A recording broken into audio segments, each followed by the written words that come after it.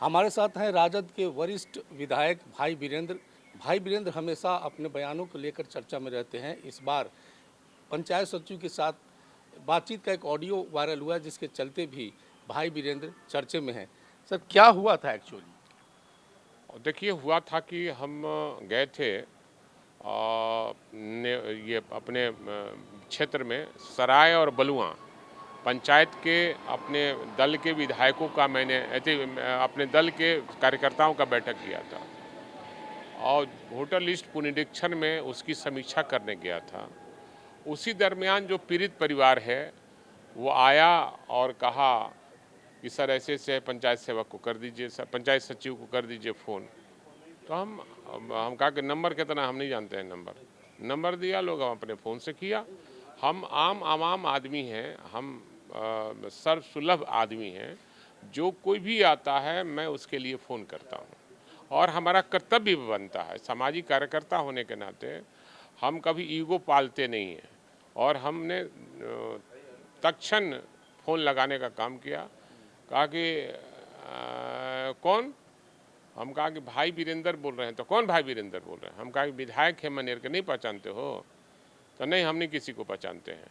और जिस भाषा का प्रयोग उसने किया, मर्यादा को तार तार उसने किया और केस मुकदमा हम पर हो रहा है। तो कहीं ना कहीं सरकार की पीछे से उसको मदद मिल रही है और इस करने से क्या फ़ायदा होगा जब उसने सरकार के नियम का, अधिसूचना का खुला उल्लंघन किया। जो 17 में, 18 में, 19 में सरकार ने जिस अधिसूचना जारी किया कि माननीय विधानमंडल के सदस्यों के साथ या फिर सांसद के साथ, जनप्रतिनिधियों के साथ कैसा व्यवहार करना चाहिए, तो उस पर कार्रवाई होनी चाहिए।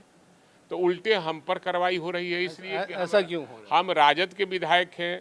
हम एसआईआर के मुद्दे को विधानसभा में हमारे नेता जब उठा रहे थे तो हम लोग वहाँ आवाज़ दे रहे थे और बाहर में आप लोग के माध्यम से एसआईआर के खिलाफ में जिस तरह से एसआईआर के खिलाफ हम नहीं हैं, लेकिन नाम जो काटा जा रहा है पिछड़ों का, दलितों का, अल्पसंख्यकों का, आदिवासियों का, उसका नाम नहीं कटे, इसके लिए हम लोग आवाज़ बुलंद कर रहे थे और गुंडा राज के खिलाफ में भी आवाज़ उठा रहे थे।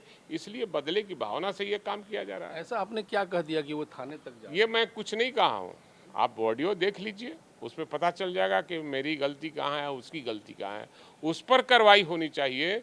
तो इस राज्य में तो नेताओं का और आम आवाम के मान मर्दन किया जा रहा है और किसी का कोई सम्मान नहीं है और आप चौथे स्तंभ के लोग हैं। आप लोग को ये चाहिए, ये बात निश्चित रूप से उसके असली ऑडियो को चलाना और कहना कि ये सारा गलती इसकी है और इसने मर्यादा का पालन नहीं किया, इसने जो सरकार का परिपत्र है उसका पालन नहीं किया। कार्रवाई तो उस पर होनी चाहिए।